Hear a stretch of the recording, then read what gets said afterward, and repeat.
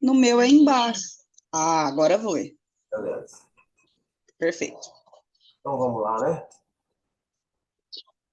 Então vamos agora levar nosso pensamento a Deus, a Jesus, pedir aqui a orientação, a intuição, para que possamos fazer um estudo de aprendizado, para que possamos aqui colocar em prática os ensinamentos da noite, pedir auxílio aos mentores, aos guias, que possam nos auxiliar nos estudos da noite.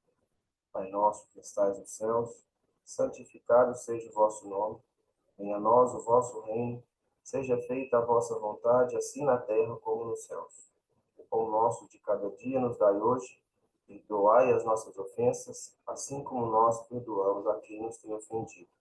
Não nos deixeis cair em tentações, mas livrai-nos de todo mal, que assim seja.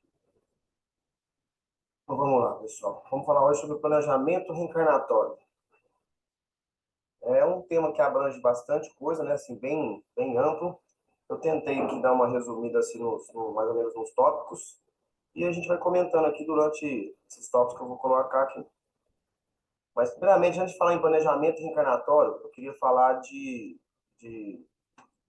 falar da reencarnação. Deixa eu ver só se eu passo aqui pra frente. Irmão, só te cortando aí, a Nai falou assim que é pra você aceitar ela. Hein? A Nai? Onde é que eu aceito aqui, gente? Meu Deus? Participantes. Tá. Quem tá aqui? Acho que é uma galera pra admitir aqui. Achei. Acho que foi. Foi? Mais um.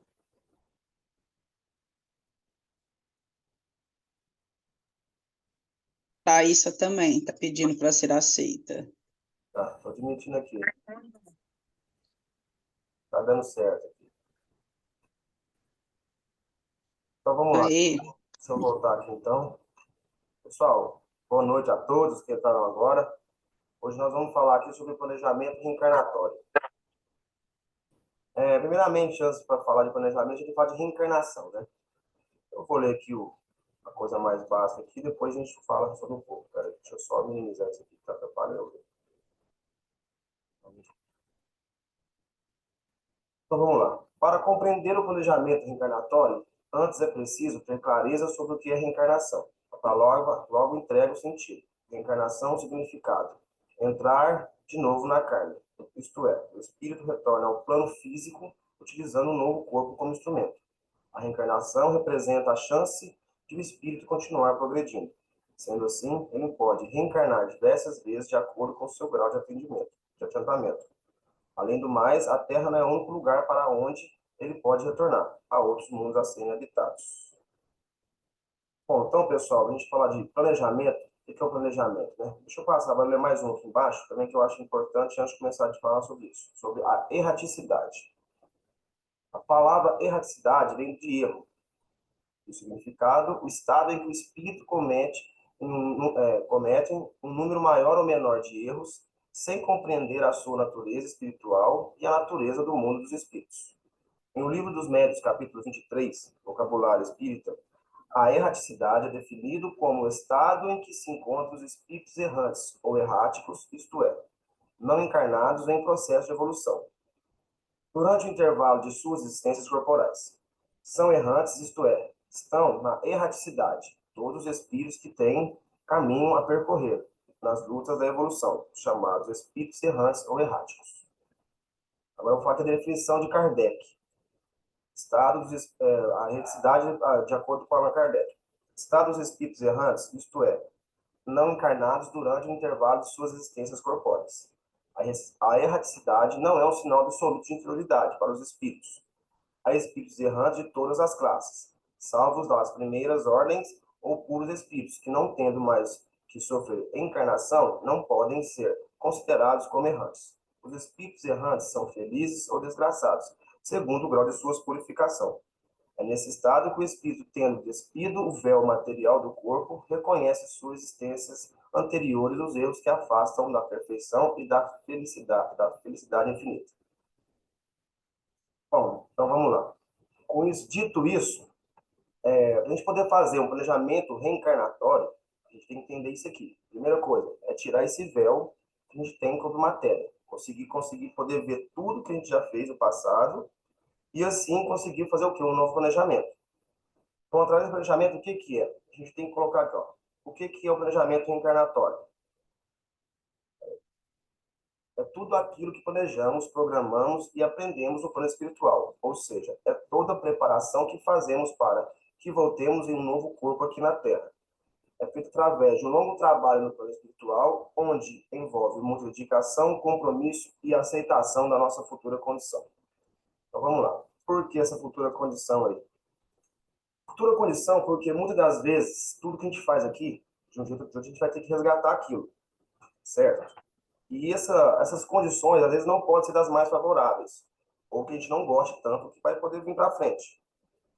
Muitas vezes, por exemplo, eu gosto de colocar, citar muitos livros que eu leio, às vezes, tem um livro que chama Memórias de um Suicida, vou dar um exemplo aqui. Tem uma pessoa que ele comete um ato contra uma mulher que ele gostava muito, e ele mata ela sufocada com as mãos. Durante esse plano, depois que ele é resgatado e vai para esse plano de, vamos dizer assim, reencarnatório, ele tem um entendimento. A própria consciência dele começa a ver ele sem as mãos. Porque ele teve um entendimento, ele começa a ver o que acontece então. Próximas reencarnações, porque tudo que a gente faz fica na onde? Nosso corpo, matéria, vai para a Terra, morre, acabou. Ali sucumbiu. Agora, nós, o perispírito, vamos dizer assim, que é o nosso verdadeiro corpo, o corpo do espírito, é o que grava tudo que a gente comete aqui na Terra, tanto de bom como de ruim. Ou seja, então tudo que a gente fizer conosco aqui na Terra, que seja ruim ou fisicamente ou outra pessoa, vai vir essa bagagem, vai ficar, vamos dizer assim, pregado no perispírito. Então, nosso próximo planejamento encarnatório, tudo isso vai vir, vai aflorar. E quando o espírito, vamos dizer assim, ele aceita isso de coração e tenta vir prova um planejamento encarnatório, isso fica mais fácil. Ele, por si próprio, aceita, né, esses compromissos de bom grado. Não que seja todos vão acontecer isso, mas de bom grado ele aceita isso como uma reparação de um erro cometido, ele assume aquilo e vem para, vamos dizer assim, a gente falou assim, com alguma deficiência, fiz alguma coisa que não vai ser fácil. Mas mais para frente aqui eu vai citar os outros itens que vai ficar mais explicado. Mas então, se deixou claro aqui o que é bem aqui a condição, o que é um planejamento encarnatório, né? Então é tudo isso aí. Depois eu vou deixar os slides também, colocar lá, mandar para vocês. Então vamos lá. Retorno à vida corporal, planejamento encarnatório. Allan Kardec conclui que o espiritismo é a ciência nova que vem revelar aos homens, por meio de provas irrecusáveis e irrecusáveis, né? A existência e a natureza do mundo espiritual e suas relações com o mundo corpóreo. A doutrina se baseia em 5 princípios essenciais: a existência de Deus, a existência da imortalidade da alma, a pluralidade das existências, pluralidade dos mundos habitados e comunicabilidade dos espíritos. Portanto, a vida não acaba após a morte. A alma sobrevive ao perecimento da carne. Além disso, o espírito retorna à vida corporal. Para essa volta ao mundo físico, o espírito passa por uma preparação, que recebe o nome de planejamento encarnatório. Então, isso aí, pessoal, é o que é? Essa erraticidade, né? Esse estado que a gente fica entre esse período de desencarno, o processo de planejamento e o processo, de novo, de reencarnação no corpo novo. Essa aí que é André, então, assim, aceita a Kellen. isso, justamente, né? Que assim, o que é mais difícil é a gente aceitar, né? Quando a gente chega lá mesmo e vê. Então, assim, até a gente chegar para poder começar a conseguir ver o que a gente foi já, é muito tempo antes, né? Quando dizer, se deslumbrar, alguma coisa assim, até a gente conseguir chegar nesse ponto de começar o planejamento, é muito sofrimento que vem às vezes ali antes. Não é tão simples assim, chegar lá e já fazer o planejamento, é muita coisa que vem. Principalmente as pessoas, vamos dizer assim, um exemplo de pessoas suicidas. Oi, peraí, deixa eu aceitar aqui mais gente aqui, peraí, pessoal. Isso, eu te interrompi por isso, para aceitar. Acho que a Kellen está tentando entrar também, por favor. Cadê o participante? Peraí, gente, deixa eu achar. Ah, tá, deu certo. Então, onde é que eu estava? Tá, deixa eu passar para a próxima aqui. Então, assim, como é feito o planejamento reencarnatório dos espíritos imperfeitos? Se você está vivendo na Terra, logo já é um espírito imperfeito, ainda que seu ego possa impedi-lo de aceitar essa classificação. Porque às vezes muita gente já não se considera imperfeito. Muita gente que às vezes fala, por mais que, ou por leigo que seja, né, dessas partes espiritual, que não aceita isso, ou mesmo por orgulho. Às vezes a pessoa não se considera um espírito, vamos dizer assim, perfeito. Mas tudo bem, vamos lá. A verdade é que o nosso planeta é um mundo de provas e expiações. E a passagem por aqui é necessária para que possamos corrigir nossas imperfeições e evoluir espiritualmente. Cada indivíduo tem suas próprias provas a suportar, e elas são escolhidas de acordo com o progresso que precisa ser feito. Assim, quando o espírito planeja reencarnar, ele concorda com as provas que fazem parte da sua missão. Não se trata, portanto, de uma imposição divina, mas sim de um comum acordo entre as partes. Ou seja, o que a gente acabou de comentar, que eu acabei de falar aqui. Quando você consegue, aceitar o desencarne e aceitar tudo aquilo que você fez mesmo de errado nessa encarnação ou em outras passadas, esse vem como um acordo, né? Que a pessoa consegue ter essa aceitação, é mais fácil. Não que ela vá conseguir, assim que ela reencarnar, que ela vai conseguir cumprir tudo que ela prometeu. Porque o que é mais difícil é isso, né? A gente vai lá, faz um compromisso, tantas vezes como uma pessoa escolhe vir com mediunidade para trabalhar, ou para isso, ou para aquilo, ou escolhe vir com muito dinheiro, pensando que vai conseguir, nesse planejamento reencarnatório, suportar, vamos dizer assim, a luxúria. Às vezes a pessoa vem, assim, ela tem um problema com vícios, e ela prefere vir numa casa, às vezes com um pai ou uma mãe, que é dependente químico de alguma coisa ou de outra, e ela, porque ela tinha esse problema, às vezes ela se encarnou por esse problema. Então ela tenta vir naquele meio para poder o quê? Fazer o resgate daquilo que ela já foi, ela superar aquilo que ela já foi, os erros que ela já teve, mas não é que assim sempre ela vai conseguir.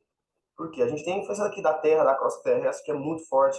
As influências dos obsessores de estar com a gente durante muitos anos atrás, que não é só de agora. Porque é o seguinte, quando a gente reencarna, assim que a gente reencarna, nós nos perdoamos, nós estamos tentando fazer diferente, mas tem muitos amigos nossos que às vezes não eram nem inimigo, eram amigos que conviviam com a gente num certo tipo de vida que a gente tinha antigamente, que ainda não fizeram esse resgate, não estão nem pensando em reencarnação ainda. O que acontece? Assim que a gente reencarna, nos encontram, vão voltar com aquilo em cima da gente de novo. Ou que foi um amigo, ou que foi um inimigo, principalmente inimigos. Assim que reencarna, eles voltam. Voltam, a gente viu encarnado, vai ficar ali em cima para poder sucumbir tudo aquilo de novo. Vou contar um caso aqui também, que tinha uma pessoa que ela tinha feito tanto mal, mas tanto mal para as pessoas, mas ela precisava reencarnar. Então, toda vez que ela reencarnava, ela tentava, não, eu quero fazer diferente, vou fazer o planejamento, vinha reencarnar, o que acontecia? Ela não conseguia, por quê? Os obsessores vinham em cima dela, faziam ela sucumbir, e ela ia, se suicidava de novo, de algum jeito ou de outro, ela estava morrendo. Então, nunca ela conseguia fazer aquilo que ela planejou.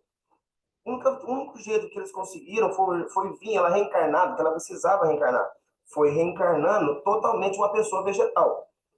Porque ela não conseguia manifestar nenhum sentimento de nada. Ela só veio para reencarnar para poder passar aquela fase aqui na Terra que ela precisava passar. Porque se ela qualquer manifestação de raciocínio ou de dela estar onde ela estivesse aqui, eles vinham e obsediavam ela de novo. Então, assim, esse processo reencarnatório, esse planejamento, ele é feito, mas não é que assim a gente vai conseguir. A gente tenta, né? A gente tenta e vai, e vem nesse, assim, a gente só não pode tentar aqui complicar mais do que já está. Porque a gente já vem de longos anos, claro, a gente cada vez está sempre tentando melhorar. Mas, assim, a gente tem que estar sempre em vigia, sempre tentando, porque a gente sabe, né, quando a gente faz planejamento, por mais que a gente venha para a Terra e não tenha essa memória do que a gente programou, tá dentro da gente aquilo. Isso aí tá no espírito da gente, entendeu? Então, assim, a gente só tem que, assim, igual o dia eu também, o rapaz falou assim, como é que eu faço para saber como é que eu fui na vida passada? A evolução não dá saltos. Então, assim, olha no espelho e se vê hoje, o que você foi no passado não foi muito diferente disso.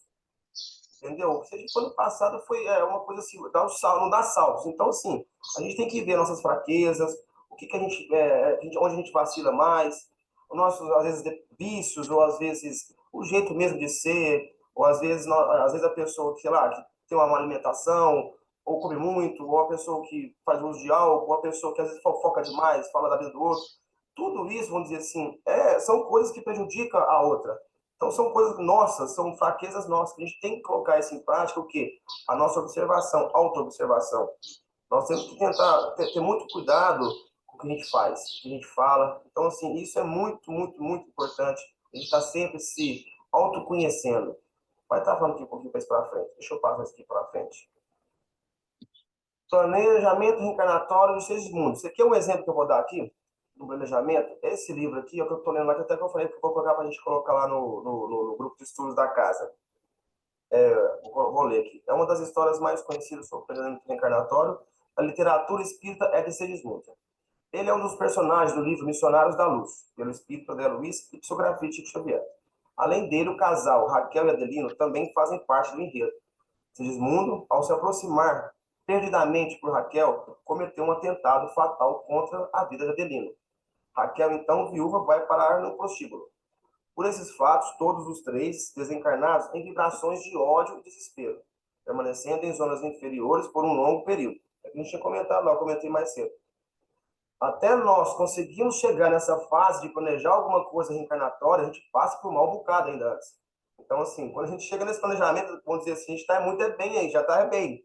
Não é que a gente está bem, mas assim, a gente tá no começo do planejamento, de uma nova existência, de tentar estar estudando, de tentar orientação dos espíritos, porque até então a gente está tentando chegar ali, pelo menos. Então, assim, aí aqui, ó, aí a Raquel, por esse fase tal de longo período. Após serem resgatados e levados para um plano espiritual mais elevado, Raquel e Adelino aceitam voltar à vida carnal como casal e receber Segismundo como seu filho. Ou seja, a Raquel e Adelino, que era um casal, Segismundo apaixona pela Raquel e mata Adelino. Então, assim, aí o Raquel, quando eles vão lá resgatar e fazem esse planejamento encarnatório, eles resolvem vir como casal de novo, mas trazer Segismundo como seu filho, que foi o algoz da morte do Adelino. Então, esse planejamento, gente, tem que, assim, requer muito, vamos dizer assim, perdão de ambas as partes, porque às vezes o planejamento reencarnatório não é só nosso. Então, por exemplo, aqui no caso ele fez mal pro Adelino, que era o cara que ele matou. Então, assim, o planejamento não é só nosso, não é individual, depende muito, né, da outra pessoa que às vezes você fez o mal também. Então, assim, a gente tem que dar essa aceitação quando desencarna e muito perdão, né? Então, aqui, ó, e o livro narra toda a preparação desse mundo e a ação dos seres de luz para o espírito dele retornar à carne. Vamos para o próximo aqui. Então, assim, aqui, ó, como saber meu plano reencarnatório? É natural ter curiosidade sobre a missão estabelecida em seu plano reencarnatório. Apesar disso, quando reencarnamos, não trazemos conosco as lembranças de outras vidas e tampouco do mundo espiritual. Mas o fato é que todos nós temos um plano para a atual reencarnação e devemos nos atentar aos sinais para reconhecê-los. Fazer uma reforma íntima é uma das formas de refletir sobre a nossa vida da Terra. Esse autoconhecimento espiritual nos permite identificar medos, angústias, desejos e sentimentos. Também auxilia na análise de nossas relações e trajetórias percorrida, além de estimular a descoberta de oportunidades. A reforma íntima nos faz. Só um minutinho, deixa eu só acabar aqui. Também auxilia na análise das relações e da trajetória percorrida, além de estimular a descoberta de oportunidades. A reforma íntima nos faz enxergar o que não conseguimos ver. E a resposta para saber se seu plano reencarnatório está sendo seguido por ser encontrada nesse processo de recolhimento e reflexão. Deixa eu só aceitar, Ana, aqui. Então, foi o que eu falei mais cedo ali, né, pessoal? Esse autoconhecimento, né, que a gente tem que ter. Procurar, né, fazer essa reflexão nossa. Então, ele fala aqui de medos, angústia, desejos, sentimentos. Porque, às vezes, esses medos nossos, essa angústia, esses desejos, esses sentimentos, pode virar alguma coisa a acabar com a nossa vida, por exemplo. Tem pessoa que está numa angústia tão grande que, às vezes, ela entra numa depressão e acaba cometendo uma coisa que vai fazer um atraso muito grande para ela.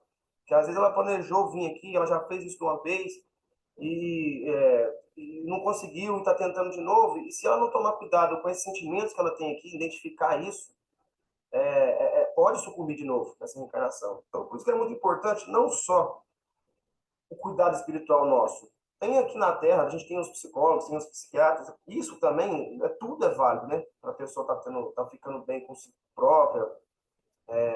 Vamos falar aqui também sobre as angústias, pessoas que também têm problema com alguma dependência química. tudo que possa ajudar ela a não cometer aquilo, cara, é válido, tanto terreno como espiritual. Então a gente tem que ter esse cuidado muito forte sobre esse recolhimento de reflexão nosso. A gente tá ali sempre a gente passar, chegar à noite, quando você for deitar, faz uma reflexão do que você fez no dia, como é que você fez, o que você não fez, porque ali você vai conseguir ver onde está o seu mal, onde está o seu erro, o que você pode melhorar, o que você fez de bom também, que isso é muito importante, a gente reconhecer que a gente fez de bem também para o outro, para o próximo, para nós mesmos. Então, assim, isso é muito importante com o planejamento que a gente fez reencarnatório. Porque, igual eu falei, isso aí, o que a gente fez, planejamento, tá impregnado na gente. A gente só não lembra direitinho, mas está impregnado na gente. Agora, o planejamento, vou falar aqui, alguém quer falar alguma coisa? Estou muito rápido, como é que tá? Às vezes eu já falo muito rápido, né, gente? Explicando, então, às vezes, me palavra que ninguém vai nem entender o que eu estou falando. Se é muito rápido, vocês falam. Tá tranquilo. Ó, vou falar sobre o planejamento do livre-arbítrio, a importância de suas escolhas. Para entender a relação entre o planejamento reencarnatório e o livre-arbítrio, vamos acompanhar duas questões do Livro dos Espíritos de Allan Kardec. A pergunta 843. Tem o homem o livre-arbítrio de seus atos? Resposta. Pois que tem a liberdade de pensar, tem igualmente a de obrar. Sem o livre-arbítrio, o homem seria máquina. Ou seja, se ele tem a liberdade do pensamento, ele tem a obrigação, então vamos dizer assim, a liberdade de obrar, de fazer aquilo que ele está pensando ou que ele tem a condição de fazer. Porque senão seria uma máquina. Então é muito importante estar vendo isso aí também. O livre-arbítrio, a gente tem que tomar cuidado com esse livre-arbítrio também. E ele, do mesmo jeito que pode ser uma coisa importante, ajudar na nossa evolução, pode também ser a nossa ruína. Então, eu digo, tem uma coisa que eu falo muitas vezes, que dependendo de religiões, todas as religiões são importantes aqui na Terra. Porque, às vezes, tem religiões, são pessoas, vamos dizer, às vezes, espíritos, né? Vamos dizer, mais rebeldes, que às vezes não adianta ele num centro espírita ou numa igreja católica. Por quê? Porque, às vezes, ela precisa de uma coisa mais rígida, vamos dizer assim, o evangélico. O evangélico é uma religião, vamos dizer assim, mais rígida. A pessoa, o livre-arbítrio dela não é tão livre-arbítrio. Ou ela faz aquilo que ela vai para Deus, ou ela faz aquilo que ela vai para o capeta. Ela vai para o inferno. Mas o que acontece? Tem pessoas que precisam ser assim. Porque se ela não for assim, ela vai acabar com o planejamento que ela fez. Todo aquele planejamento. Porque tem pessoa que mata, rouba, faz tudo que ela faz de errado, ela só consegue. Já te atendo. Não. Ela só consegue melhorar se ela for falar assim, ó, ou você faz isso que vai para Deus, ou você faz isso que vai para o inferno. E aí ela consegue parar de matar, de roubar, ou de fazer aquilo, de tudo, através do evangélico. Então, os espíritos que precisam de uma coisa mais rígida, que às vezes ela sozinha não consegue. O livre-arbítrio, então, assim, às vezes, para algumas pessoas, não funciona tão bem. Ela precisa de uma coisa mais rígida. Nana, pode falar. É só para ilustrar isso que você está comentando, né? Tem um livro do desses do Robson Pinheiro, se não me engano, dos que tem o Ângelo Inácio, dos que fala sobre o espírito é o Ângelo Inácio, é da trilogia que tem o Aruanda, o Tambores de Angola, eu só não me lembro qual dos três, se é no Aruanda, no Corpo Fechado ou no Tambores, que eles estão tentando auxiliar uma pessoa que precisava que o pai João leva a pessoa para uma igreja evangélica. E aí o pessoal até pergunta, uai, pai João, mas vai levar ele para a igreja?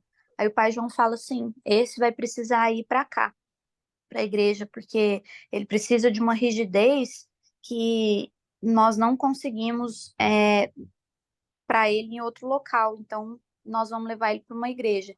Aí eles vão numa igreja bem séria, assim, né? Tem um pessoal na porta que recebe o pai João, cumprimenta ele e tal. E é uma igreja bem séria e, assim, muito respeitada, né? O pessoal bem, bem, como se diz, levando a sério o trabalho, né? Ou seja, onde o trabalho é sério, não importa.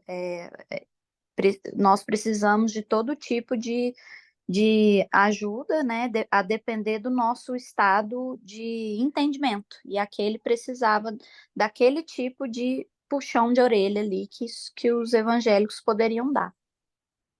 Sim, justamente, tanto é que, sim, Nana, que você falou assim, é muito certo, que, assim, você pode ir nas cadeias, que às vezes você leva lá um espiritismo na cadeia, as pessoas muito rebeldes, às vezes você tem pessoa ali que não adianta, ela só consegue sair se ela for virar evangélica, tanto é que a maioria das pessoas que estão presas ou tiveram por isso, só conseguem, vamos dizer assim, melhorar mesmo na vida, melhorar as atitudes, só com uma coisa mais rígida, só com o evangélico mesmo, única coisa, o céu, a gente sabe que não é bem assim, o céu ou o inferno, mas para eles esse entendimento é válido, cara, tem que ser assim, procura o que te achar melhor, o que te faz seguir, vamos dizer assim, os mandamentos de Jesus, vamos dizer assim.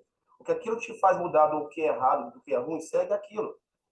Tendo Deus, seguindo os mandamentos de Jesus, cara, é o que importa. E melhorando. Tudo que for de ruim que ela tinha, se ela conseguir resgatar aquilo, parar com aquilo de errado, é o que é válido. Deixa eu seguir aqui, então. Cadê? Deixa eu só deixar isso aqui aberto, se eu não consigo ver se alguém levantar a mão. Peraí, gente. Samanta. É interessante esse comentário que vocês estão fazendo, porque eu escuto muitos relatos de espíritas, inclusive, que largam a mediunidade, né, o trabalho mediúnico, que já se desenvolveram, que trabalham há muitos anos no espiritismo e que vai para a religião evangélica. Já escutei relatos de umbandistas, já escutei relatos de candomblecistas que largam realmente tudo.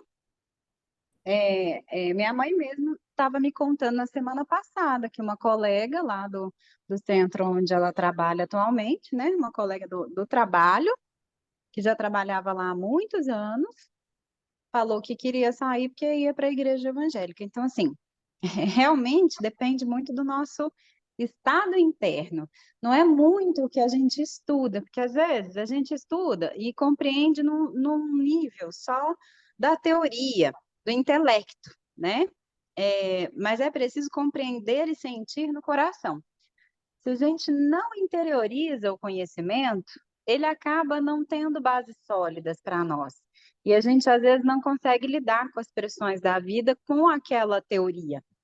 A gente precisa de outra, de outra forma de explicação, de outra forma de teoria, para que a gente realmente consolide dentro da gente o conhecimento e a ação, né?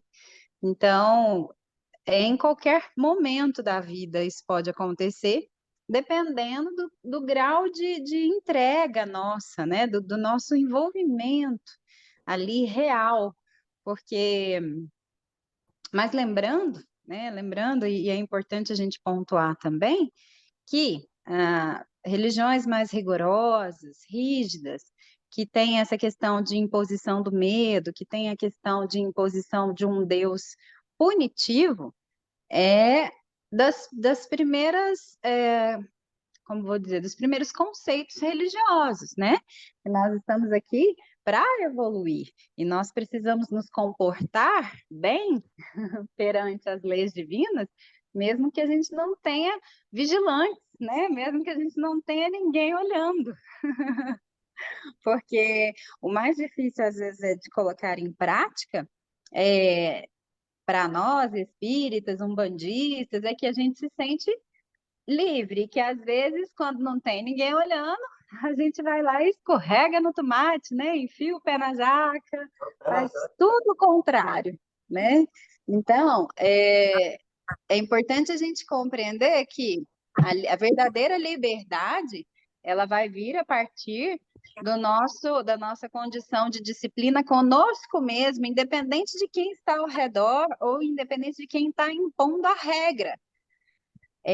Os espíritos nos explicam que quanto mais atrasado o planeta mais leis ele precisa ter, né? Então, só aí a gente já percebe que a gente está muito assim.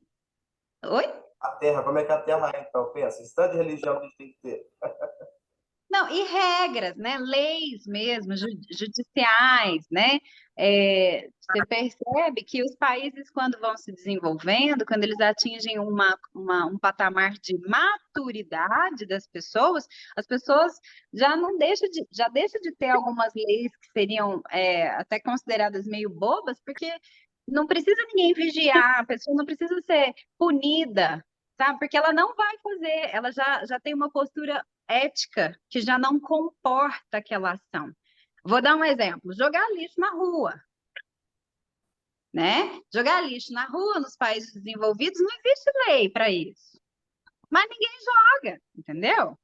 Mesmo, mas você está falando a evolução da, assim, vamos dizer assim, no Brasil que, porque às vezes em outro país a morte, vamos dizer assim, a pessoa, vão ser vamos dizer assim, mais explícito. Às vezes no Brasil que a morte ficou uma coisa tão banal, as pessoas, morreu fulano, mataram ciclano. Então, tipo assim, é tão banal. Em outros países, cara, isso aí é o fim do mundo mesmo, entendeu? Que tem que ser considerado o fim do mundo. E é o que você falou, você tá certo, isso aí é certinho. Acaba que a pessoa, dependendo de um país ou do outro, tem coisa que para nós aqui é muito difícil, por exemplo, é o fim da picada. E é justamente o que você falou, quanto mais evoluída a pessoa, ou o país, ou vou dizer, o planeta, menos regra ele vai ter. Justamente isso mesmo. Oi, pode vir.